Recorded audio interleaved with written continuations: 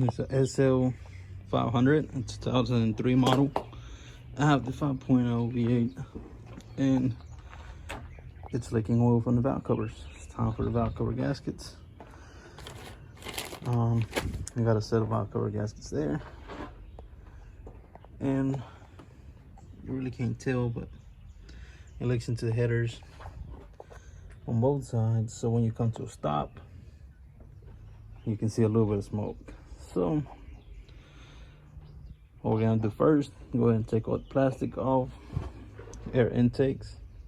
This is just the cover, and that is, I believe, where the air filters sit. And back there should be the throttle body. All right. They're pretty simple. You just grab it down here, pull up, see that pop, and that's it. Just pull forward once they both pop, and that's it. You got a clip there, and a couple of clips back there, and that's it. Pulls right off. The intake tubes, you just pull back and release, and grab them, pull back, then up, and then just pull out.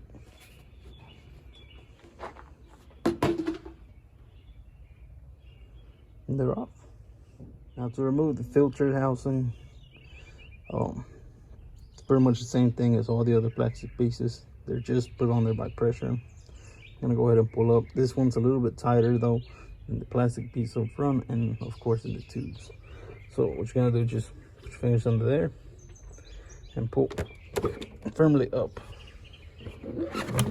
and there it goes. Filter housing.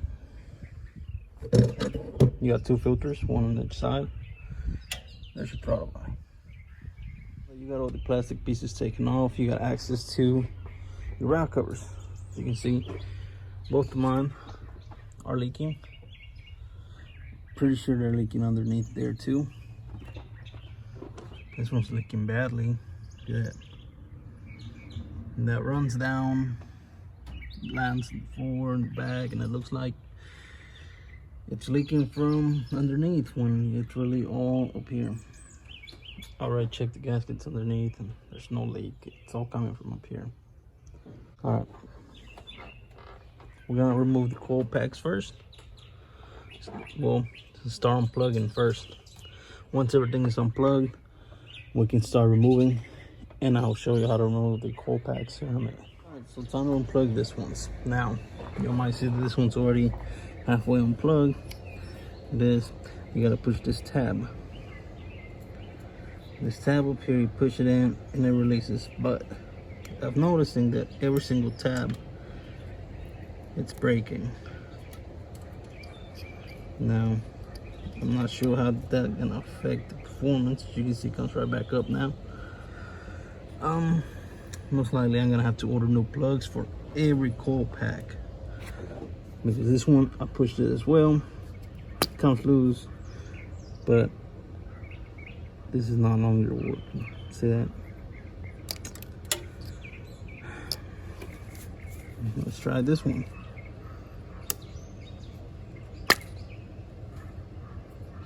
That one seemed to work a little bit better, but pretty sure it's not gonna close back up. Look at that. Every single one. I'm pushing back here, light as I can. Look at that. And there it goes. This one didn't even take the clip off, it just snapped.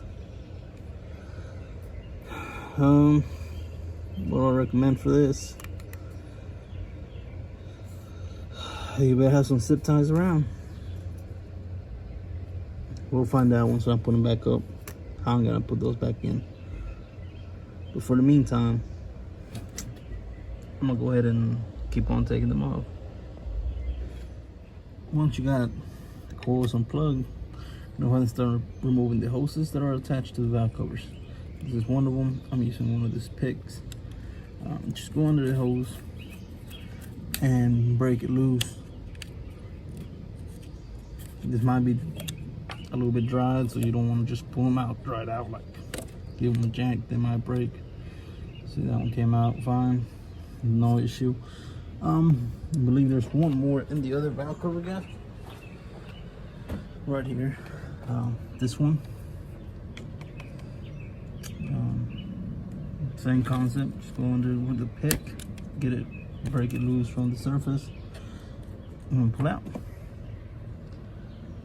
This one still haven't been taken off, but I'm gonna do it right now. They seem newer. Look at that, it snapped.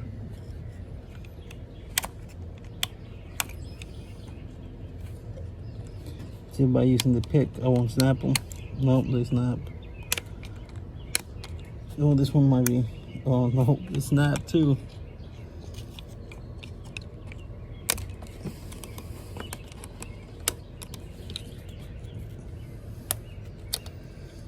Yeah, this one didn't snap. This is the only plug that saved itself. All right, let's continue. I unplugged the cables from the cold pack. I'll leave the cables there. They're kind of not on the way, so to remove the cold packs, you're gonna need a Torx bit. This is, I believe, a T30,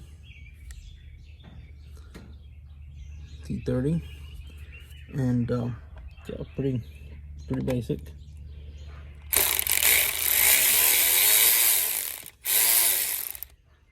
Okay. Once the screw is loose, just take it off. It leaves 2 coils. Pretty neat. And there's the first coil pack.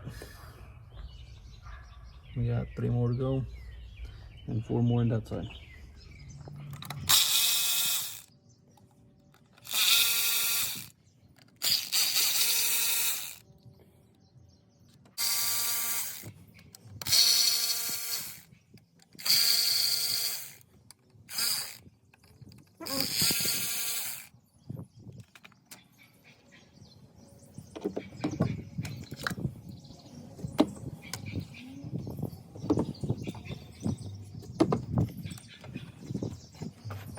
Now that you removed the coil packs, you got more access. You see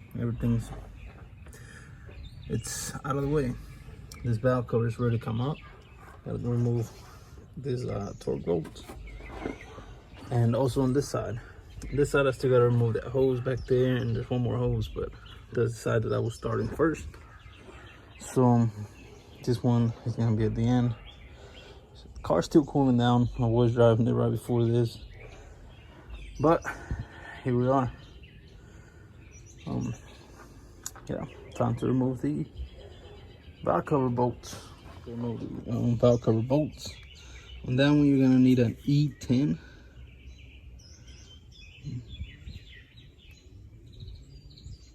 It won't focus. Some of the bolts are deeper in, so you can't just use it like this.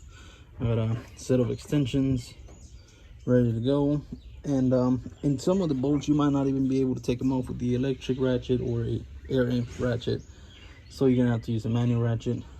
So I'll let you know which ones y'all gonna need a manual ratchet and which ones you won't.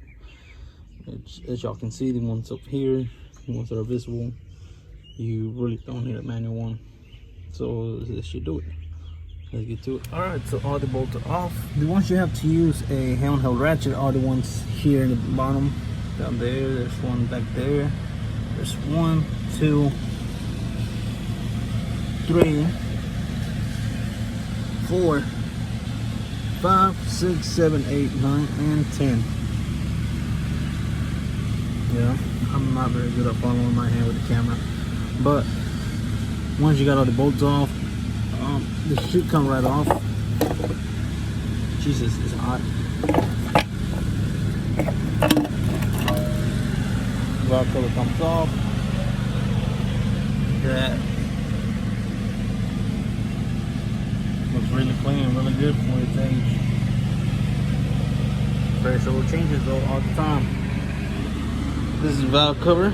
I'm about to clean it up and make it look good, and yeah, put in the gaskets on it.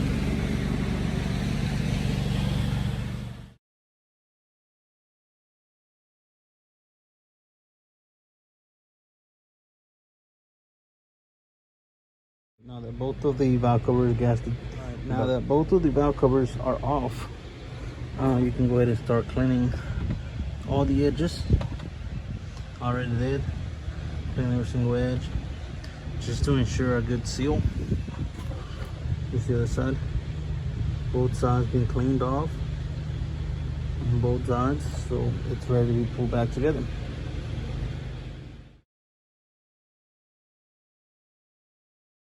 Alright, so once you have the valve cover cleaned up, you can go ahead and put the new gasket. I painted my valve cover. Not that pretty, just give it a little better, cleaner look.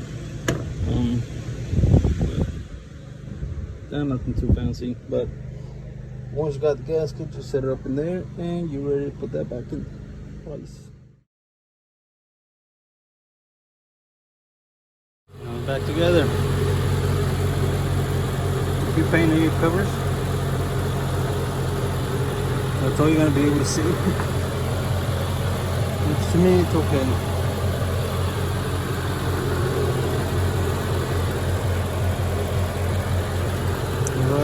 That was valve cover gasket for an SL500 R3.